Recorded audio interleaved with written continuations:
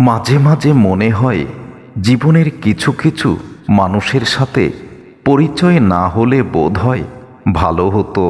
জীবনে এত কষ্ট পেতে হতো না, জীবনের মানেটা এত কঠিন হতো না। জীবনে খারাপ সময়গুলো একাই কাটাতে হয়, কারণ মানুষ মানুষের কষ্ট দেখলে সেটা উপভোগ করে। কষ্টকেও মুছতে আসে না, আর এটাই সমাজের বাস্তবতা। জীবনে হেরে যাওয়া বলে কিছু হয় না, হয় যে তার আনন্দ প্রবল থাকবে, আর না হয় শেখার প্রস্তুতি থাকবে। এটাই বাস্তব। কারো কাছে মন খারাপের কথা বলার চেয়ে হাসি মুখে ভালো আছি এই মিথ্যা বলাটাই অনেক ভালো। কাউকে কিছু বলে মন হালকা করতে চাইলে অচেনা মানুষদের সাথে বলে দেখো, সেই মানুষগুলো শুনবে কিন্তু বেইমানি করবে না।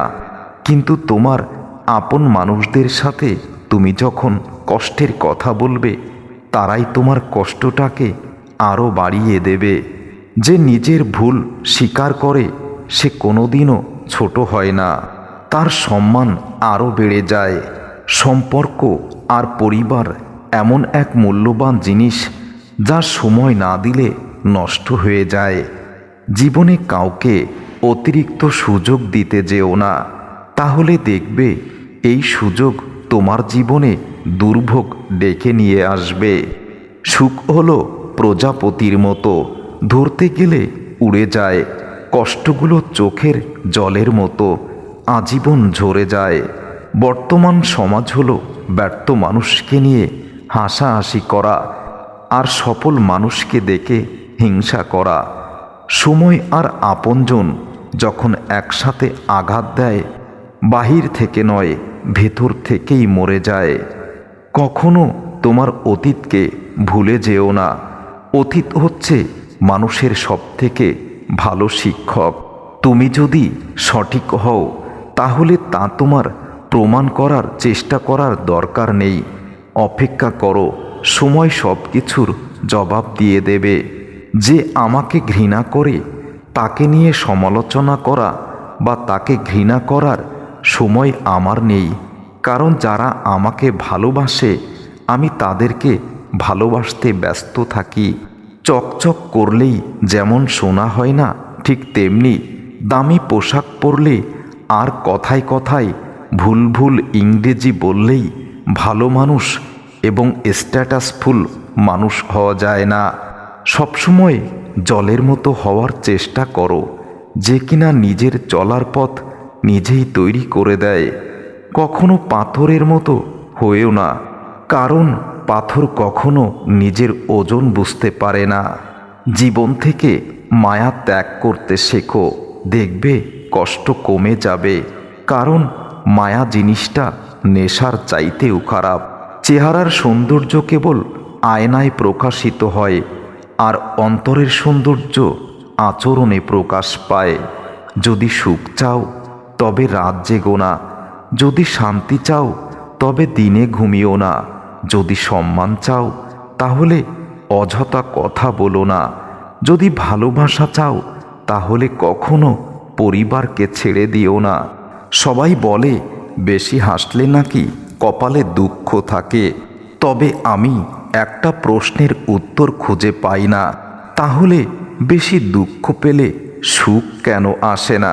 যারা বলে জীবন থেকে একজন গেলে আরেকজন আসে, কিন্তু এটা বোঝে না কিছু মানুষ জীবনে তাদের শূন্যতা কোনো কিছু দিয়েই পূর্ণতা পায় না। অতিরিক্ত সরলতা আর আবেগী মনোভাব কখনো কখনো নিজেকেই নিজের অসহায়ের কারণ হয়ে যায়। বেশি চালাক মানুষের একটাই সমস্যা, তারা সবই বোঝে, কিন্তু তুমি যে তাদের চালাকি বুঝতে পারো তারা সেটাই বোঝে না। কিছু ভুল মানুষকে অনেক কিছু শিখিয়ে দেয়, কিছু কষ্ট মানুষকে পাথর করে দেয়, কিছু অভিমান মানুষকে পর করে দেয়, আর কিছু বাস্তবতা মানুষকে অনেক বদলে দেয়। জীবনে বড় হও, কিন্তু কাউকে কখনো ছোট করো না, কাউকে কাঁদিয়ে নয়, জীবনে সুখী হও, কিন্তু কাউকে কষ্ট দিয়ে নয়। কারোর উপর রাগ করে থাকার মানে হলো নিজে বিষ খেয়ে অন্যের মৃত্যু কামনা করা। সবশেষে ক্ষতিটা তোমারই হবে। মানুষ অন্যের দোষ দেখতে পেলে নিজেকে বিচারপতি মনে করে, আর নিজের দোষ ঢাকার জন্য মানুষ উকিল হয়ে যায়। মানুষ এমন একটা প্রাণী যাকে বিশ্বাস বা অবিশ্বাস কোনোটাই করা যায় না। বিশ্বাস করলে ঠকতে হয়, অবিশ্বাস করলে হারাতে হয়। কারণ নোংরা ভাষার উত্তরে তুমিও যদি খারাপভাবেই কথা বলো, তাহলে কৃতিত্ব তোমার কোথাও নেই। জীবনে দুই ধরনের মানুষের থেকে দূরে থাকা উচিত, স্বার্থপর আর ব্যস্ত মানুষ। কারণ ব্যস্ত মানুষ নিজের ইচ্ছামতো কথা বলবে, আর স্বার্থপর মানুষগুলো নিজের দরকার তাই তোমাকে খুঁজবে।